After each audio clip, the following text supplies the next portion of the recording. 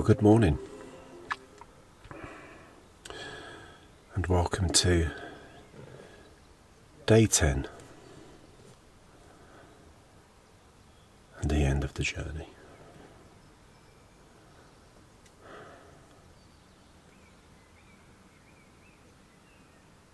I'll summarise at the end, shall I? But we'll just spend a little while just talking about yesterday, day 9, and what we got up to. And what a way to finish a tour. The weather was absolutely stunning. Cold, there was a nip in the air, but beautiful blue sky, sunshine. It was just superb. We left Munster behind and had to do a bit of a circumnavigation to kind of get out of that particular valley, around a bunch of mountains, into the plains, to then go up into the mountains, again into other valleys, and you would go up and then you'd go down and then you'd go up and then go down, and then eventually would get to the first place. So it took almost an hour to get to the first waypoint of leg 8, a small place called Linfal, or Lintal, where, you know, I say tomato, you say tomato.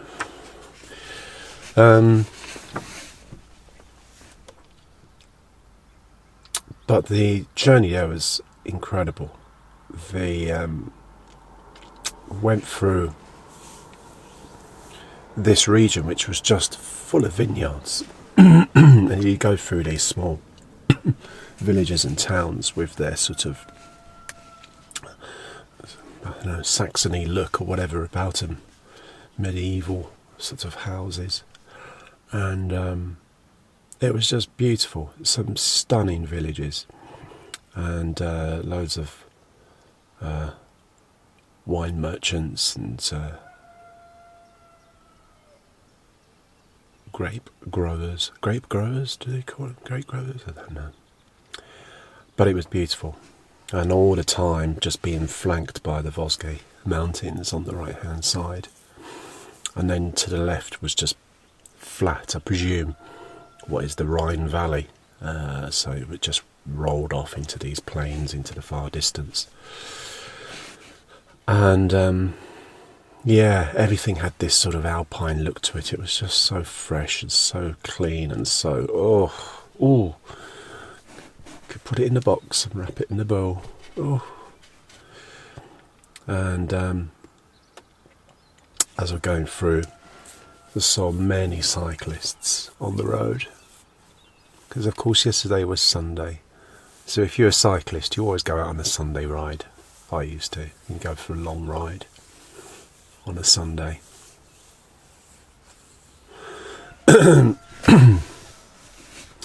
But the two sat nav, so I've got a bit of data left on the phone which I was using Google Maps with.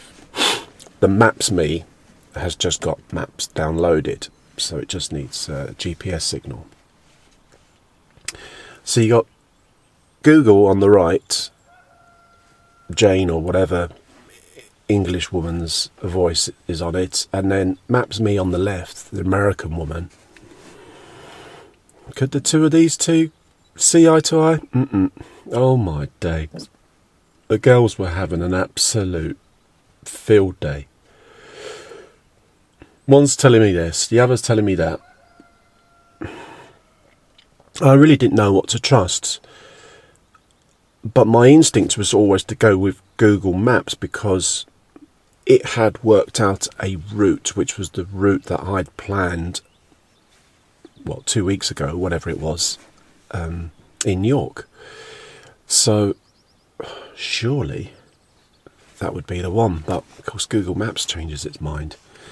And Maps Me, that was at one point, they eventually correlated, and they were both saying the same kilometres, the same time.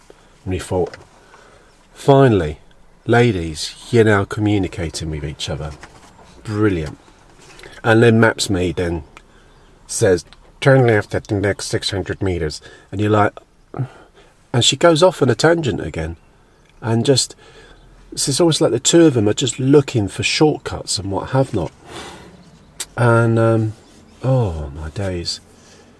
But eventually I get to Limfal, and there's not a lot there. It's quite a modern looking monument with an embossed sort of Mary figure in the back.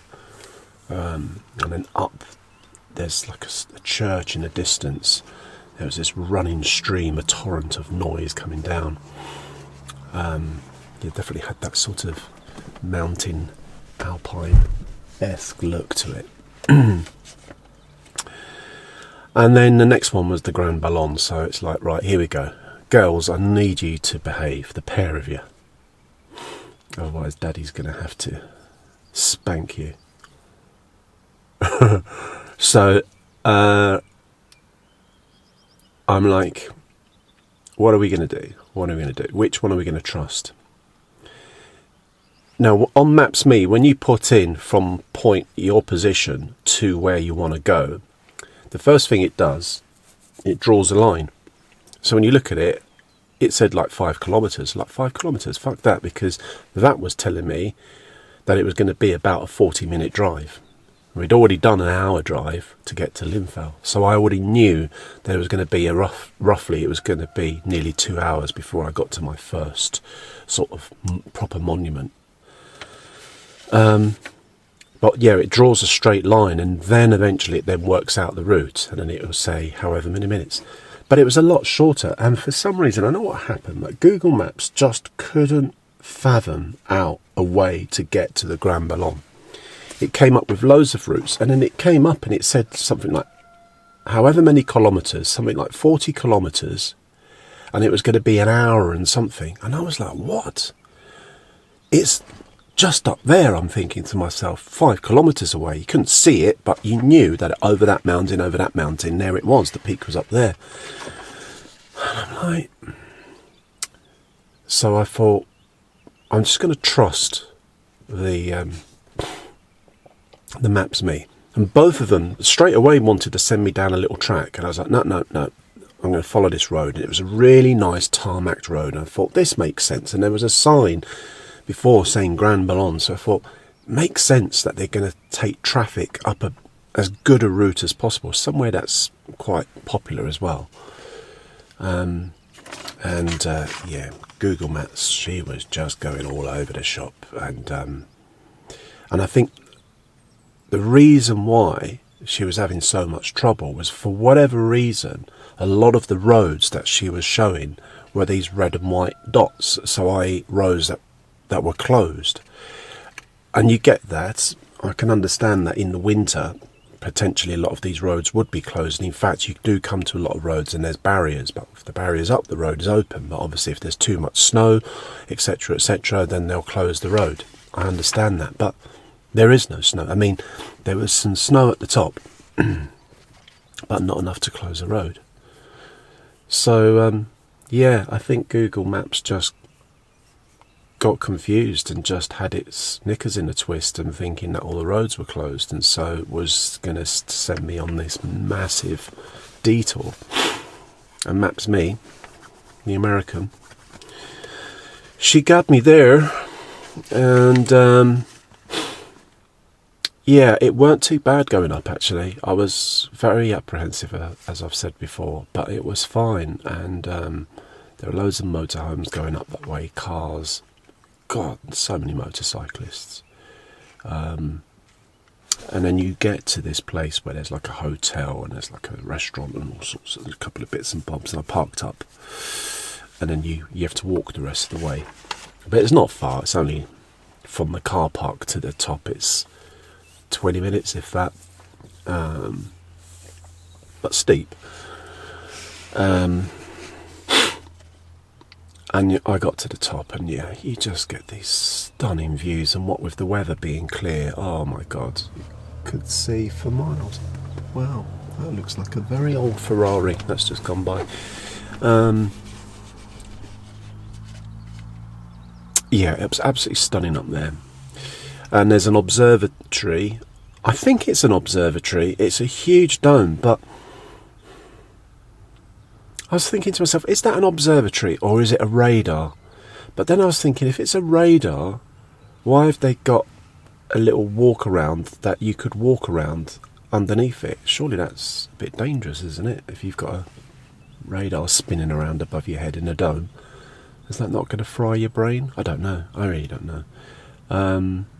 But anyway, this enormous big dome at the top, and you've got 2 big aerial masts and stuff. So obviously some kind of observation type point or monitoring station or whatever it is. There's like some windows at the bottom of it, but you couldn't get in there. And then there's a monument up there with the auxiliary something blur. I think it's to celebrate a particular, I think like a mountaineering corps or what have not. Is it the Blue Angels? Maybe it was the Blue Angels or the Blue Devils. Don't know.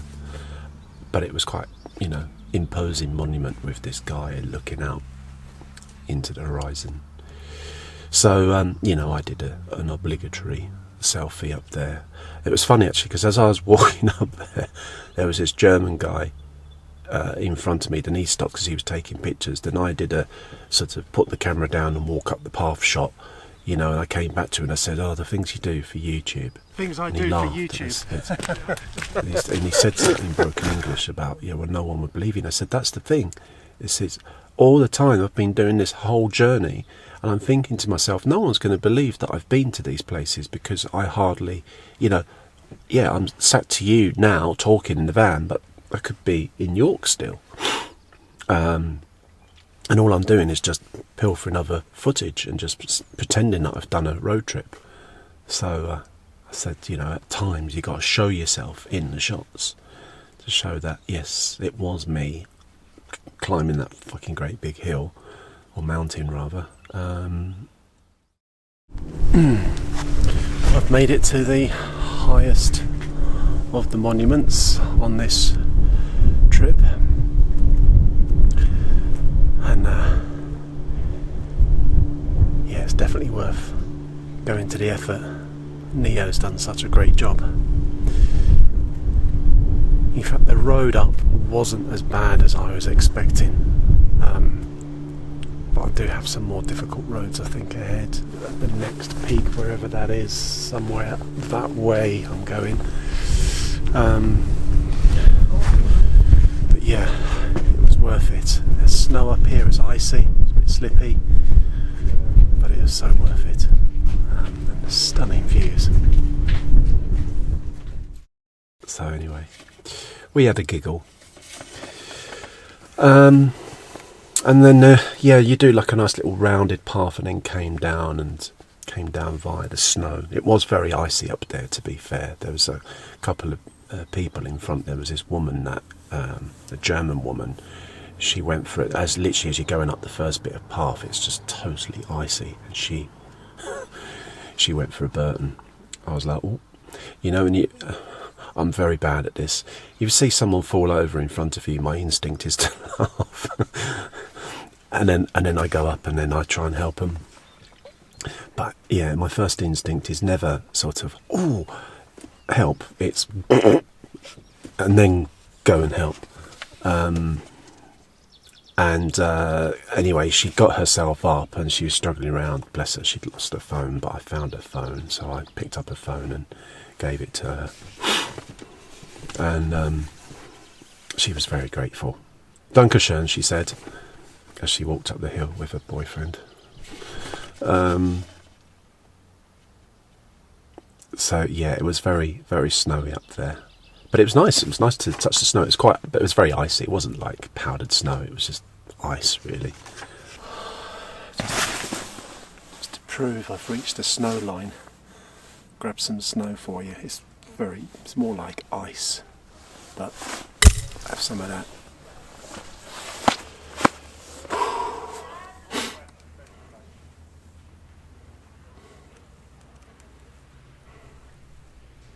Oh, makes me glad to feel alive, that's for sure. But yeah, gone a long way to find fucking snow. It's been snowing in Britain, yeah, for months now. But if you live in York, around York, and you're from York, you'll know that it never snows in York. It's very rare. I've been there for what, over 10 years now. I've lived in and around York, and I think I've only known it to settle on the ground 3 times in York. Everywhere else around the UK was covered in snow, so I didn't get to see any snow and had to drive over 600 miles to find some snow.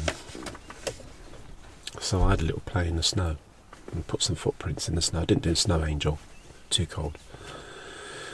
And then I came down, and then it was like, okay, we've made it up here, well done, Neo, now let's get down. And sat-navs gave me 2 contrasting ways down to the next place. And this time I thought, well, I'll follow Google Maps.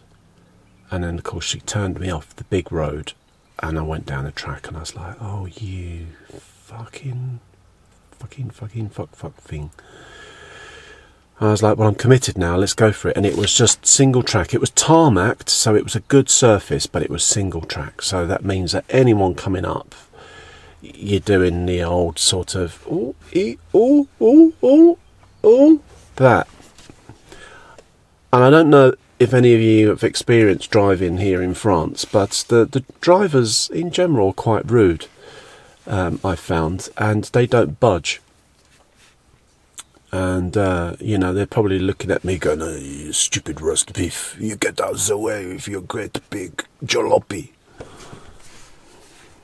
And I'm like, if I go any further to the edge here, if I get off that, that's me, you know, it's the sound of effing and blinding, not the sound of music, as I go tumbling down the mountain.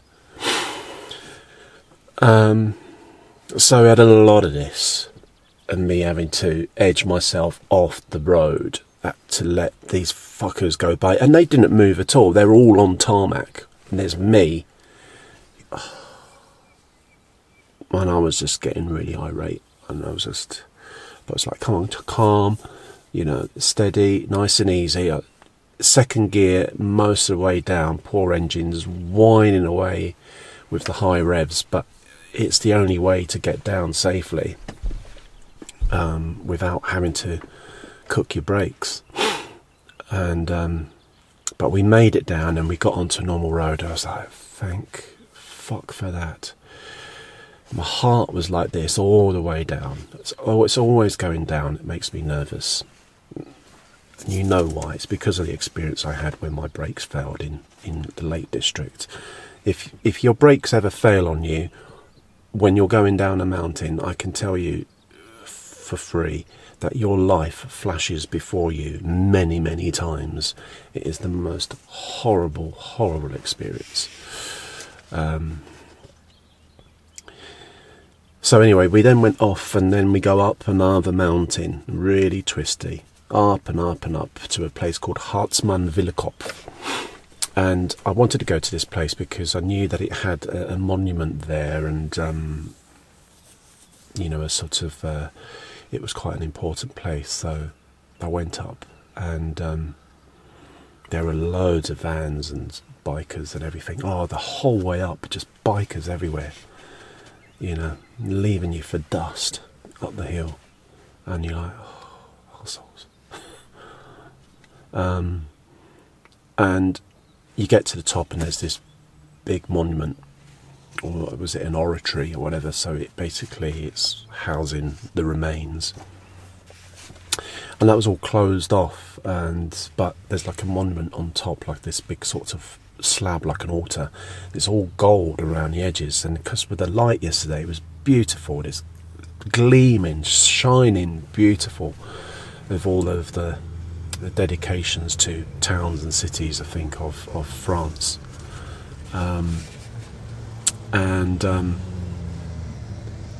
Where the monument is, you look over and you can see down to this big necropolis, which is on this slope going down the hillside, the big French necropolis.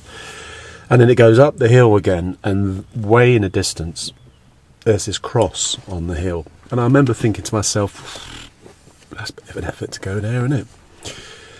Yeah, we'll just stay around here, I thought. But I thought, I really want to get a nice shot of the crosses up the hill, because they're on this slope. So I walked through the cemetery, and I get to the bottom, and I try and do some fancy schmancy shots of the crosses and the flag and stuff like that. And then, of course, whilst I'm down there, there's like boards showing you like a route. So I was like, well, I've made it down here, so we'll go for this route. And basically, the other hill where the cross was, there was all trenches around there. And again, it was a bit similar to the Linger place, where you can go through the remains of trenches, German and I think German and French trenches. And so I went for this walk, and it was beautiful. And through the trees, you could see the Grand Ballon in the distance, with the sort of snow on the top of it, and it was just glorious up there, absolutely beautiful. And you're walking through these trenches, and barbed wire everywhere, and the pig's tails and stuff, and it was stunning. And of course, I'm walking along, and there's these boards that you can see every now and then that tells you what was there, whether it was a machine gun nest or whether it was this or that. And as I'm walking through, I then see a sign to the cross, and as I looked, I go, oh, it's just there. I can see it up there through the trees. So I went to the cross, and I'm glad I did. It was it was a good hike, but up the top there was another marker, was one of the Western Front markers. So that was the last of the markers that I saw up there. And there's a monument up there as well. And there was, a few people up there picnicking, etc. And again, beautiful views. So from there, walked back down through the trenches, and back through the cemetery, and then this time the monument, the oratory, was open, and you could go in for free. So I did, and I walked in, and it's beautiful. You walk down into this tomb, and then there's this huge open circle kind of enclosure with an altar and a cross at one end, and these plaques on the side, and in the middle a huge sort of like shield with an eternal flame going, and the light coming in was it was really, really beautiful.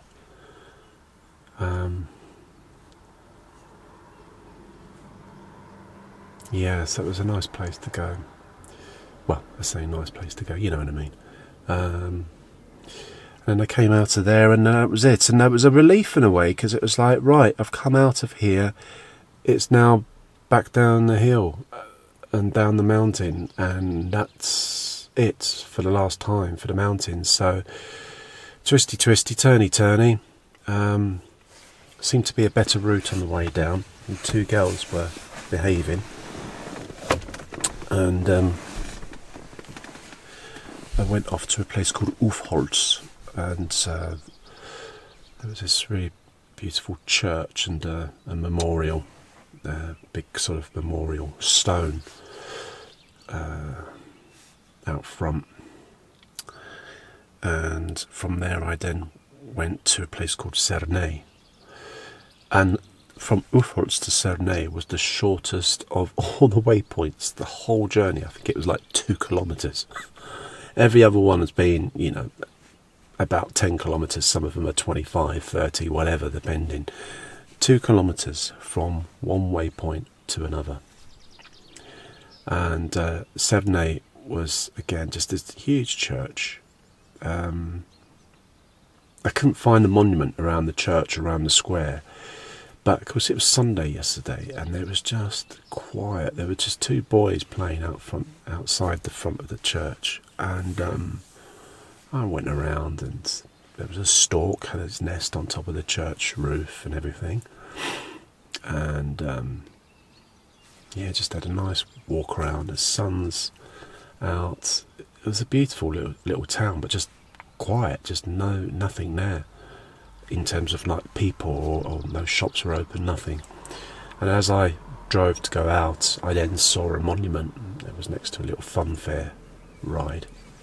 That was the only thing that was open.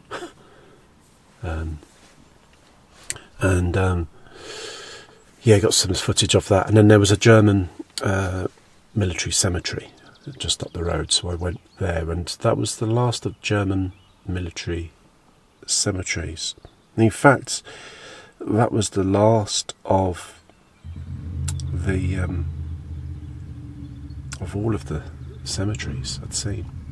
Come to think of it, I forgot to say this, but on the way to Linfau, I saw a Romanian flag and a French flag together, and there was a cemetery. But I was in a bit of a rush, so I didn't actually get a chance to stop, but one would imagine that there were some Romanian soldiers there. So yeah, I think I've just got footage of it just going by in the van. That's it. But yeah, I went to this German cemetery, and it was just so peaceful. I don't know. I do like the German cemeteries. They are very kind of dark and very sombre, but there's something about them that it's just the simplicity. I don't know what it is, and it was big. It was dare I say, it might have been the biggest of the German cemeteries I'd seen. There were hundreds and hundreds of crosses, and yeah, just the simple black crosses, and yet you got industrial units down one side, and then the other side residential houses and then a road. And yet it was so peaceful. You could hear the birds singing and everything, and you could hear Le Chavs on their scooters whizzing down the road and stuff like that. But apart from Le Chavs, it was a really peaceful spot. So I spent a bit of time there, getting some footage and everything, and then jumped back in and went on my merry way to a place called Mertzen. And on the way to Mertzen, there was a monument on the right hand side, and I thought, oh hello, but it was a monument for the Second World War. But I just got a snapshot of it. And the mountains I was leaving behind, they were there on my right hand side.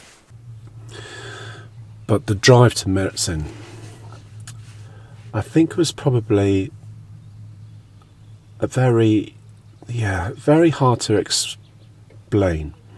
But it was the lowest I felt on the whole journey, because it was a mix of emotions. There was this, I'm so close to the end, relief, and oh my god, this has been such an incredible journey, and yet at the same time there was this sadness about leaving France behind and leaving those mountains that I'd spent 2 days in, and the anxiety and the everything building up, because of I knew what was coming for the whole journey, and then getting there and just loving the mountains. I just love mountains. I don't know, I think it is part of my Spanish blood and Granada and being surrounded by mountains. I don't know what it is, but yeah, it was just so. And I'm driving down these roads, and it was just me again, just on my own through the beautiful countryside, through these sort of plains and juras or whatever they call them here, and I was like, oh my god! And all the time, those mountains were there on the right, and then they were just disappearing behind me, and that was it. They were going, and that was that over, and. Yeah, and I get to Merzin, and there's just a church there. There was no monument to speak of, and there was a graveyard. So I went into the graveyard. A bit awkward because there was a couple in there, and so I walked around the other side of the church to get some footage, walking through the graveyard. And as I came back around the other side, more and more people started arriving. I guess they were just a big family group meeting. And being there for someone who'd passed away however long, maybe it was an Easter Sunday tradition for them, I don't know. But yeah, then from Merzin I then drove to Pfetterhouse, and yeah, it was just so sad. It was sort of, just me driving along, being really reflective about what I've done and what I've seen and stuff like that. But this sadness about it all, and not wanting it to be over, but at the same time kind of wanting it to be over. Yeah, it's very hard to describe. And then Pfetterhouse looms in the distance. You can see the church. It's like, here we are, this is it. And I had nothing but praise for Neewer. It's been such a good.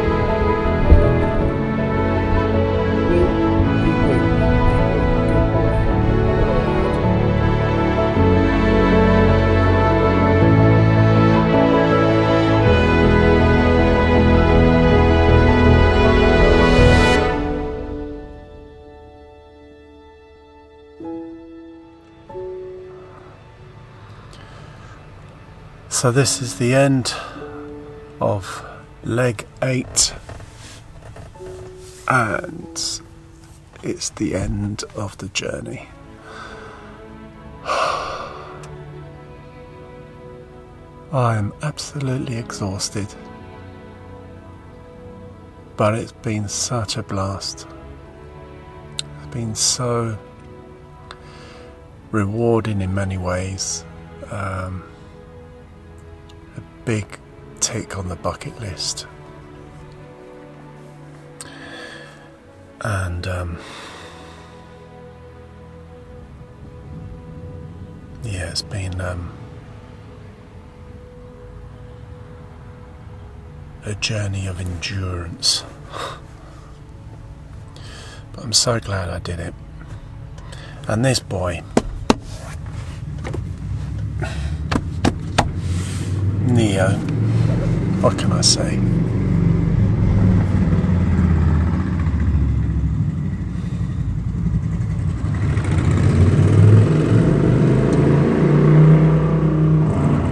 I've seen so many motorbikes today, it's ridiculous.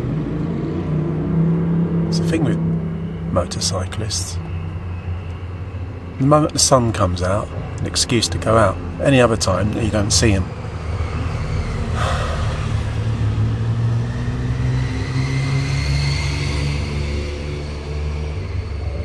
See what I mean?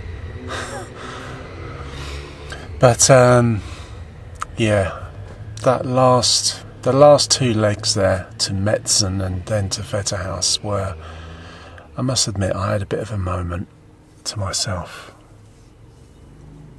because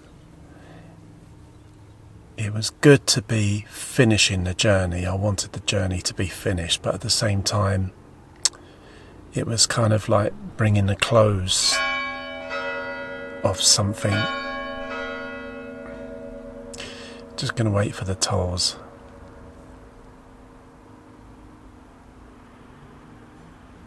Or no tolls.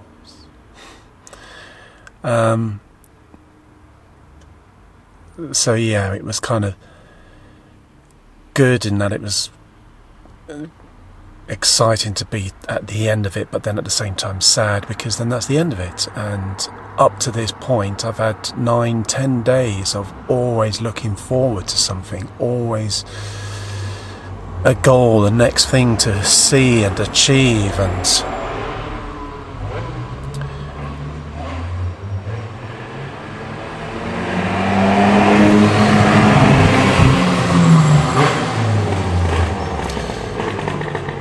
not the best place to do an ending. I think I'm going to do this somewhere else, because I mean, with Le Chav on the bikes, people taking out their nice cars, motorcyclists, it's like every chuffer in the world is coming through here, and it's like every other village I've passed through, there's nothing, and yet here it's like the M25. What the fuck's going on? I will do a reflection tomorrow, because it's nice to do them in the morning. But basically, I'm just going to go find somewhere a bit quiet. I want to do a bit of a photo shoot with Neo. And then I'm then going to look for a place to stay. It's about 4 o'clock, so it's a real early end to my day, which is brilliant. I'm going to have a little look around. I've looked on Part for Night, but I'm debating I might just take myself across the border into Switzerland and then just spend a few days there, just because Neo's never been to Switzerland, so it'd be another flag for him. And yeah, just a change of scenery. But yeah, it was sad, the last couple of legs. I think it was sad leaving the mountains behind, because I've spent the last 2 to 3 days in the mountains, and they've been the things that I've had the most anxiety about and excited about at the same time. And when this lad cruised through him, he was fine, and we saw some amazing things. And today, going up the Grand Ballon was incredible this morning. And what a beautiful day to end it all. What the most beautiful, beautiful day. I've been blessed with, I think, probably 4 days of sunshine, and the rest have been grey and wet. But anyway, this is just to sign off on this leg and to sign off on this whole trip. Fitting that I'm outside the town hall of Pfetterhouse. There's a memorial just behind me. There's the church across the road. All 3 things, and the flag to boot. So I'll see you in the next one. Cheers. Good lad. And get into this town square, and it was just the perfect combination of everything. There's a very simple monument with a French flag above it, the mairie one side, and then the church just across the road. So it was all of the 3 things that I've been kind of focusing on and filming every time I get into a town or a village, and there they were all together. And yeah, did a little piece to camera, and then I thought, right, that is it. That was the end of the Western Front. What a journey.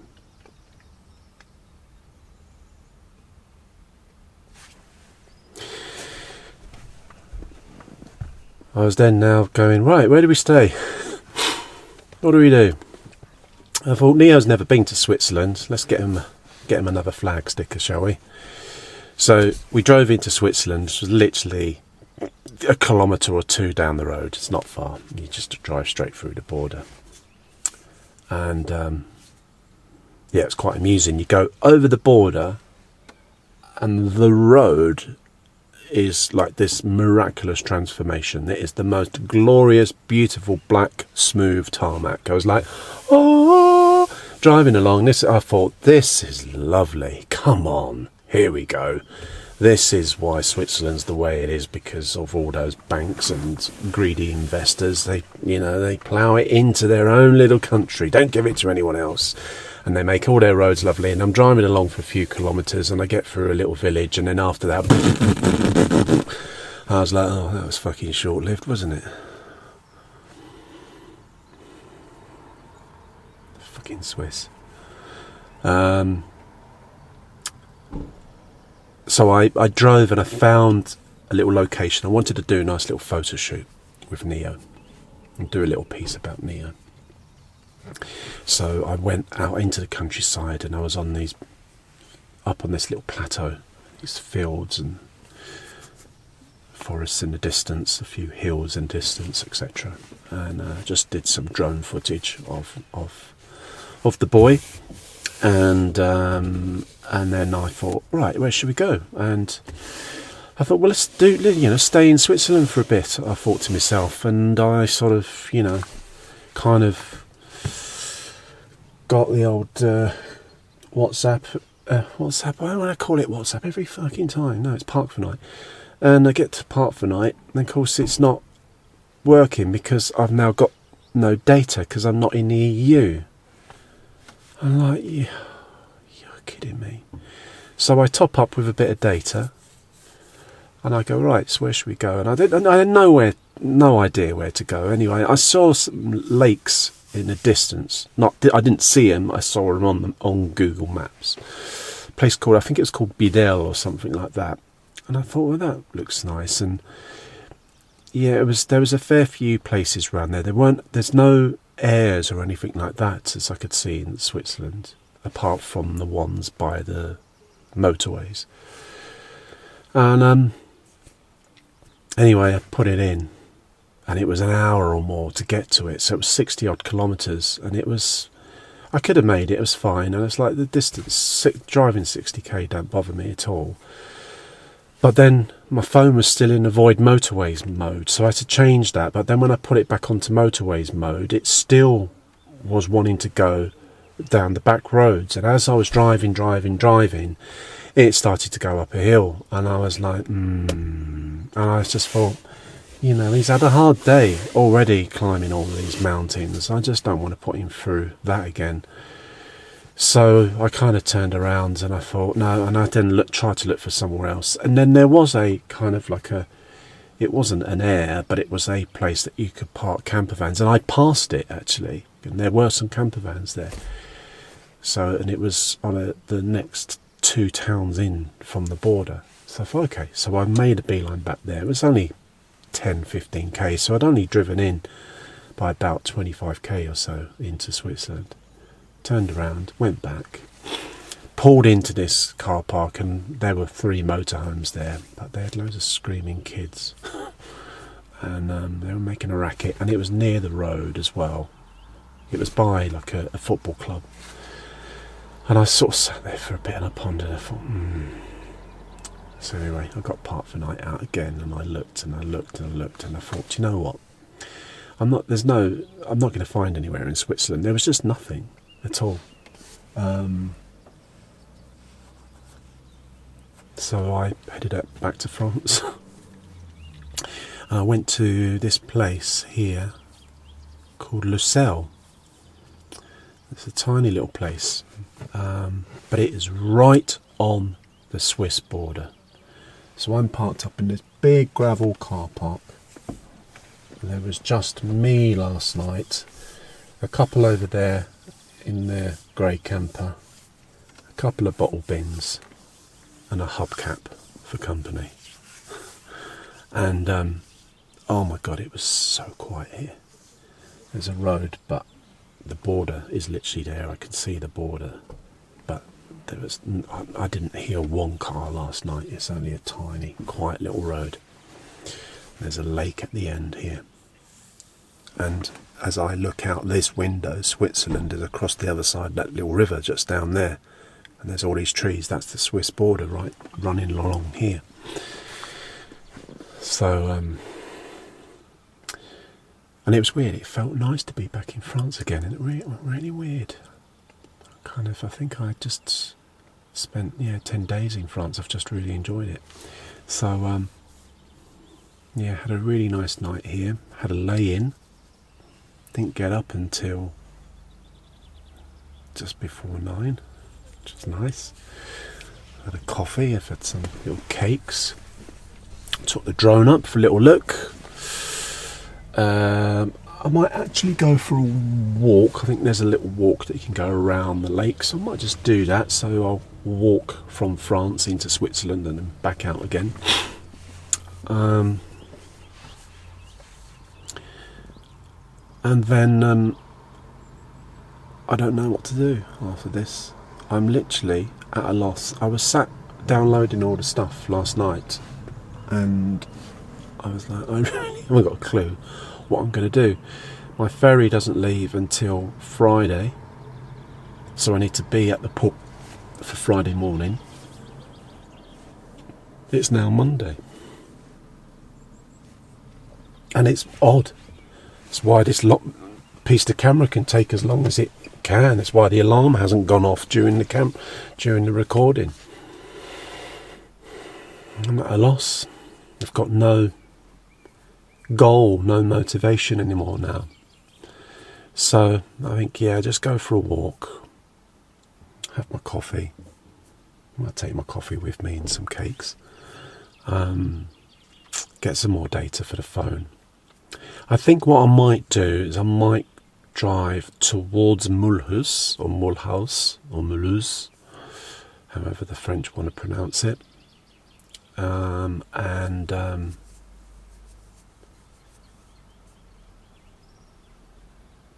find a hotel.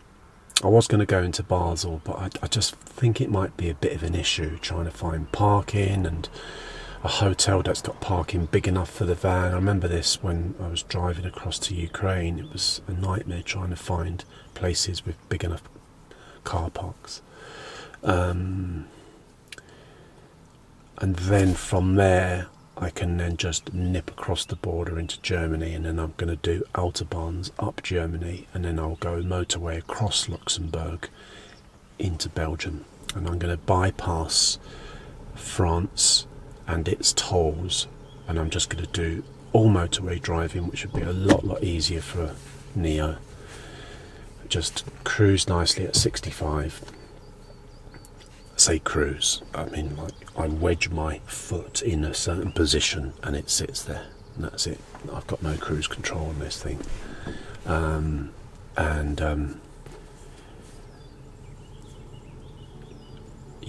then just see what catches my eye. There is something that's caught my eye in Germany that I might go to. And I'm not going to film anymore either. I think that's another relief. I don't need to film. Bye bye neighbour. I don't need to film anymore. I'm just going to have me time and just drive nice and leisurely. If I see something, I go out, have a look, but I don't need to film it this time. And get back to the UK on the 14th and hightail it to Stratford for the Overlander and International Campervan show, because that's where I'm off to this coming weekend. So thanks for being with me on this journey. It's been an epic journey. I'll tell you what's happened as well over the last day or two. I don't know if it's this particular region, but I don't know, I've got some funny looks going through towns and villages and people like that. You're like, have you never seen a British van before? I mean, I know he's a bit scruffy looking, dirty and what have not. What's going through the head? And proper gawping, just staring. Here in the south of France, oh, well, it's not the south of France, it's the northeast of France, and in Switzerland, just staring, proper like daggers. Like, I mean, it could be anything. They could be thinking to themselves, wow, look at that battered old van with that handsome man driving it. Or more likely, going, oh, that poor van with that battered old man driving it. I'd go for the latter. Anyway, I'll see you on the next one. If there is a next one, who knows. But thank you, France. Thank you, Neo. And thank you for watching this. Au revoir.